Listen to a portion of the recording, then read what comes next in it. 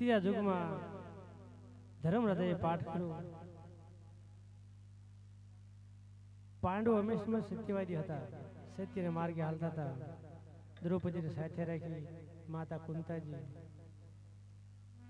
સમસ્ત બધા ભેળા મળી પાઠ ભોજન કર્યું, ઈશ્વરનું આરાધ કર્યું.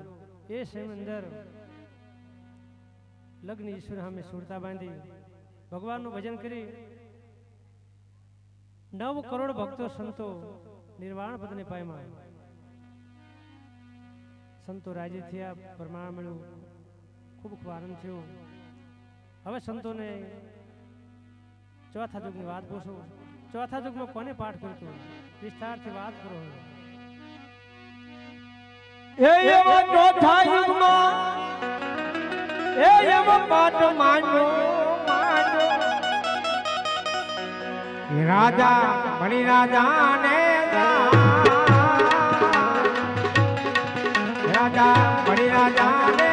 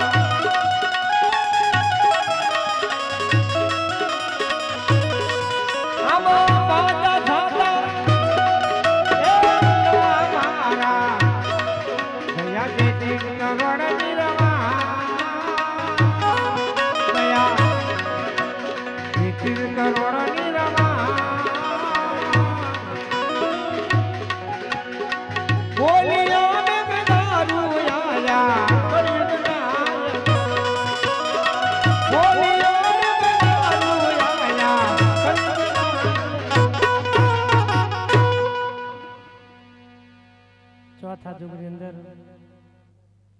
જૂનાગઢમાં બલિરાજાએ પાઠ કર્યો. રાણી વિંધ્યાવળી સાથે બેઠા પાઠ પૂજા કરી, ઈશ્વરનું આરાધ કર્યું. સંતો ભક્તો જતી સેતીનો મેળાવડો કર્યો અને સમરા મંડપ કરી ખૂબ જ ભગવાનનો આરાધ કર્યો, મહેનત કરી, પણ કંઈ પ્રમાણ મળ્યું નહીં.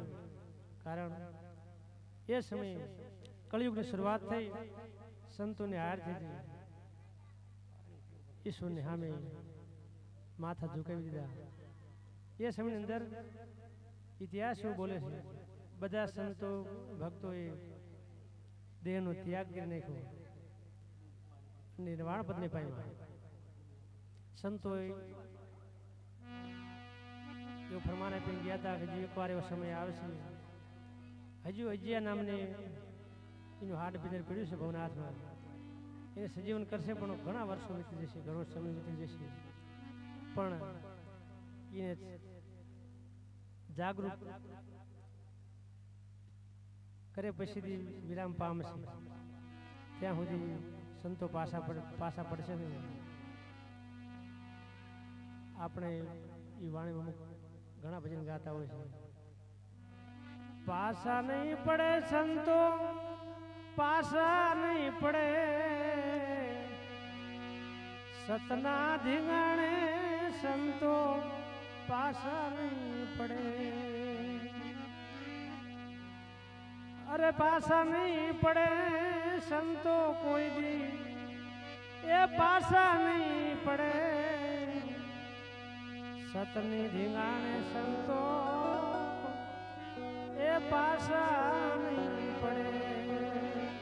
સત્યની આમ ઉભા રહે, કુરબાન થઈ જાય પણ કિંમત હારે નહીં, લક્ષ્ય મેળવે છૂટકો, જ્યાં સુધી મળે ને ત્યાં સુધી હેઠા બેવે નહીં, ભલે ગમે તે થઈ જાય. ધર્મને બચાવવા હાડ હોમી નાખ્યા છે.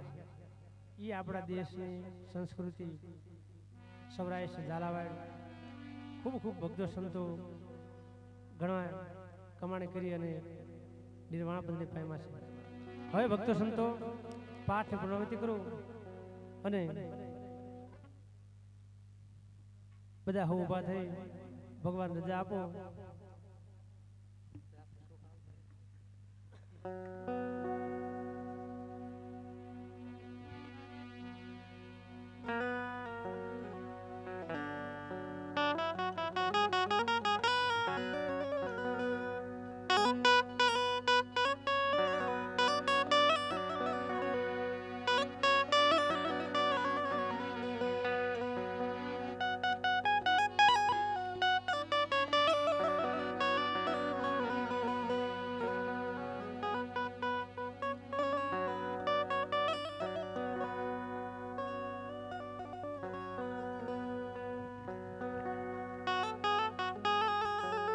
પહેલા યુગની અંદર પ્રહલાદજી પાઠ કર્યો, રાણી રત્નાવલી આશા મોતીનો થાળ ભરી અલખને વધાવ્યા, બોલી નકળંગ ભગવાનની જય. બીજા યુગમાં હરિશ્ચંદ્રજીએ પાઠ કર્યો, સતી તારામતી હાથમાં થાળ લઈ ઈશ્વરનો આરાધ કરી ઈશ્વરને વધાયા, બોલી નકળંગ ભગવાનની જય. ત્રીજા યુગમાં ધર્મરાજાએ પાઠ કર્યો, યુધિષ્ઠિરજીએ પાઠ કર્યો, પાંડવોએ પાઠ કરી સતી દ્રૌપદીના હાથમાં થાળ આપ્યો, હાસા મોતી ઈશ્વરનો આરાધ ઈશ્વરને વધાયા, બોલી નકળંગ ભગવાનની જય. ચોથા યુગમાં બલિરાજાએ પાઠ કર્યો, રાણી વિંધ્યાવળી હાસા મોતીનો થાળ ભરી ઈશ્વરને વધાયા, બોલી નકળંગ ભગવાનની જય. સત્યમ સનાતન ધર્મ. ઓમ નમઃ પાર્વતી પતિ હર મહાદેવ.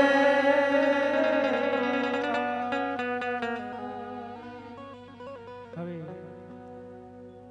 બધા પ્રેમથી પાઠ કરજો, પ્રેમથી શું આરાધ કરજો. કોઈ ભગવાન હારે કોઈ પ્રમાણ માગશો નહીં, કોઈ કસોટી કરતા નહીં.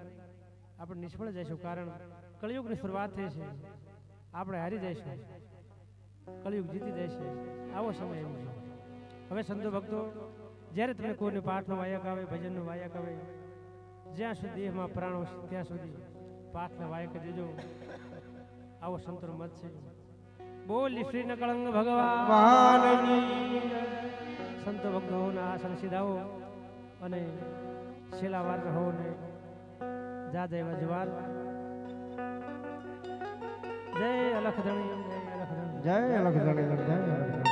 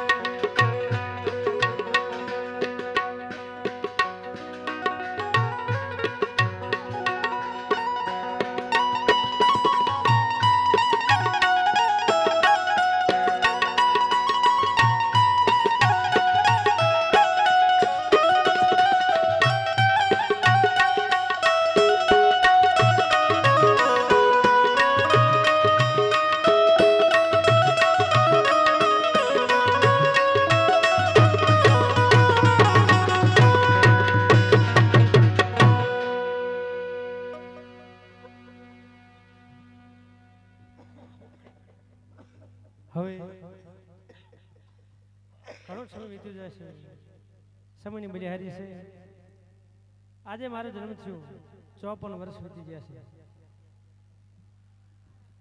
અજમલજી મહારાજને સપનું આપો અને સંકેત કર્યું કે મારે પણ સૌધામ જવાનું છે. આજ સાત મે સપના રે યા પુરાયો ને રે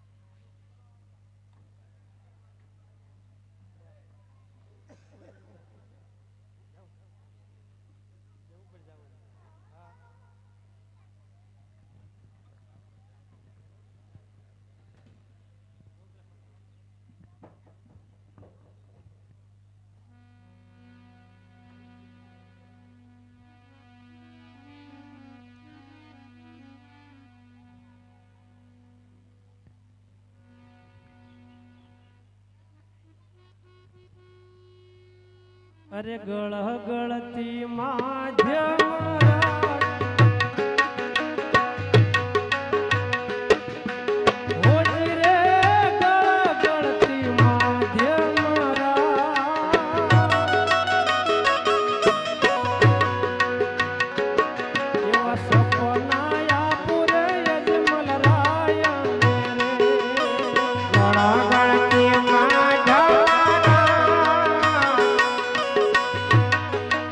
Oh,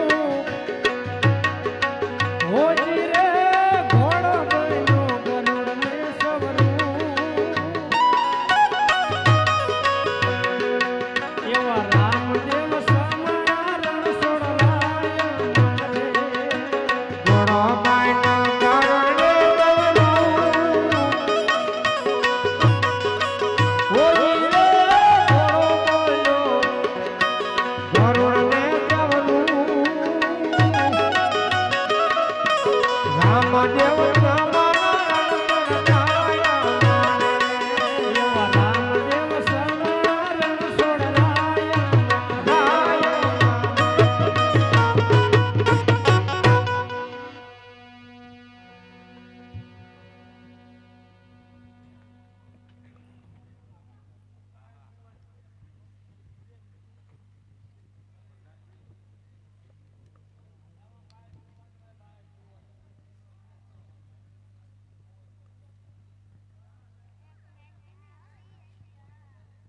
આજ રાજા રે બોલાવે પર ધન આવજો રે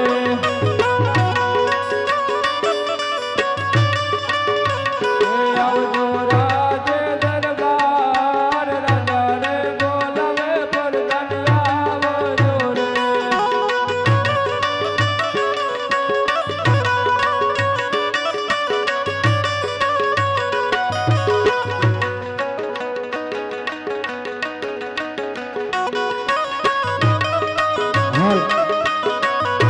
આજે રાજા રે બોલાવે પર ધનિયા રે આજે રાજા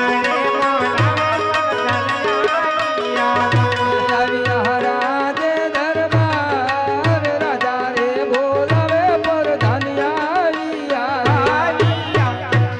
અરે મહારાજ અત્યારે હમણાં શા માટે બોલા અરે પ્રધાનજી હાલ હાલ સતીને બોલાવો બહુ સારું આજ પર ધાન બોલાવે માતાજી આવજો રે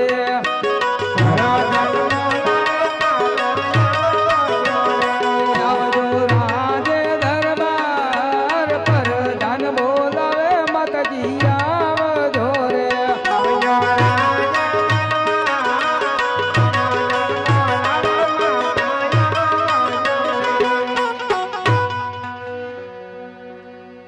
વીરા પ્રધાન અત્યારે રાજની અંદર આ રાજમાતાને શા માટે બોલાવ્યા છે વીરા પ્રધાન અરે માતાજી મહારાજ બોલાવે છે અરે સ્વામિનાથ અત્યારે રાજની અંદર અમારા શું કામ પડ્યા છે મારા ના અરે સતી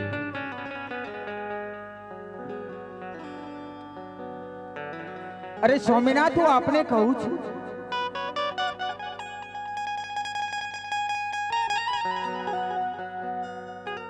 જ્યારે કૌરી સગુણા એના ઘડિયા લગ્ન લીધા ત્યારે તમારું ઉદાસ મુખ જોવા મળ્યું હતું આપણું મુખ શા માટે ઉદાસ છે મારા નાથ શા માટે મને ઉદાસીનું કારણ જણાવો મારા નાથ શા માટે ઉદાસ છે અરે સતી રાજમાં તું નથી રામદેવ નથી વિરમદેવ નથી આ રાજ મને ખંડેર જેવો લાગે છે નહીં મારા નાથ હું તમારી અર્ધાંગીની છું મારા નાથ હું તમને ઓળખું છું મારા નાથ તમારું અડધું અંગ છે શા માટે જૂઠું બોલો છો એવો તે શું પ્રસંગ થયો છે મારા નાથ કે હું તમારું મુખ ઉદાસ જોઈ રહી છું મારા નાથ મને જે હોય શકે કહો. અરે સતી તું મારું અડધું અંગ છું અને આ વાત છુપાવી હું કયા બહુ સુખી છું હું કહું અને તમે સાંભળો ગળ ગળ તે માજ મારા હોજી રે ગળ ગળ તે માજ મારા એવા સપનાયા રે અજમલ રાય ને હોજે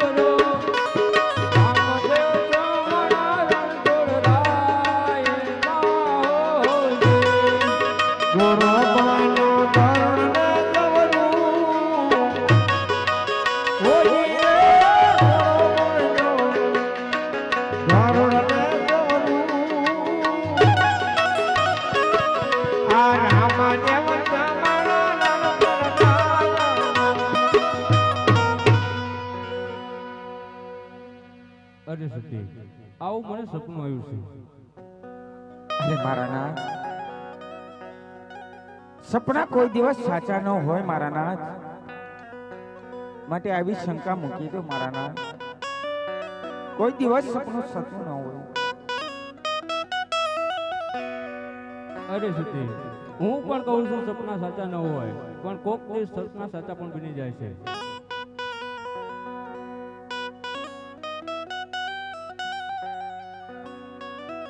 તમારા સપનાની વાત તો કદાચ હું સમજી શકું છું મારા નાથ, પણ કદાચ કુંવર મહેલમાં આવશે અને તમારું મુખ ઉદાસ જોશે તો હું શું જવાબ આપીશ મારા નાથ? અરે સતી, મારા મુખમાં તો એવું જોવા નહીં મળે, પણ તારા મુખમાં એવું જોવા મળશે કે રામદેવ વિરમદેવ તને ખબર પડી જશે. નહીં સ્વામીનાથ, હું તો બંને કુંવરની જનેતા છું મારા નાથ. મારા મુખ ઉપર કોઈ દિવસ એવી ઉદાસી નહીં હોય, પણ જ્યારે કુંવર આવે તો એમને ખબર ન પડી જોઈએ કે મારા પિતા મારા માતાજી ઉદાસ છે. બીજું તો ઠીક, પણ કુંવર ક્યાં છે?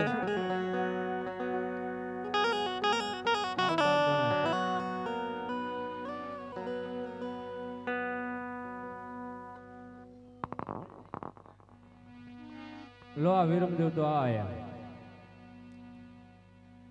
ક્યાં હતા અત્યાર સુધી?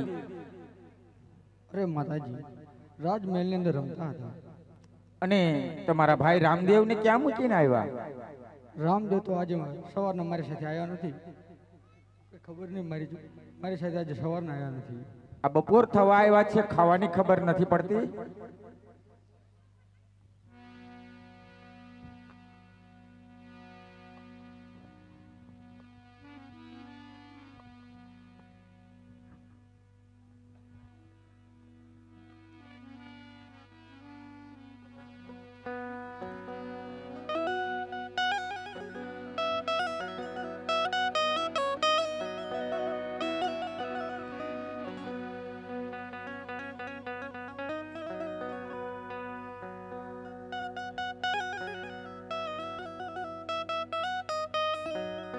અરે રામદેવ, ક્યાં હતા તમે અત્યારે? અરે બાપ, મારે થોડુંક આપણે પરિવારમાં કામ હતું. એક રાજાને રેતનું રાજાનો ધર્મ હતો કે આપણે પ્રજાનું પાલન કરવું, દેખરેખ રાખવી. કંઈક મારા માથે એવો કંઈક ભાર છે, મારા માથે કંઈક આધાર છે. પણ આજે આપણો પરિવાર કંઈક ઉદાસ છે, કંઈક ચિંતામાં છુપાણા છો. મને સીધી વાત નથી કરી શકતા. તમે છુપાવશો ને બધા, મને સીધી વાત કરો. આપણા પરિવારમાં શું વાત થઈ હતી?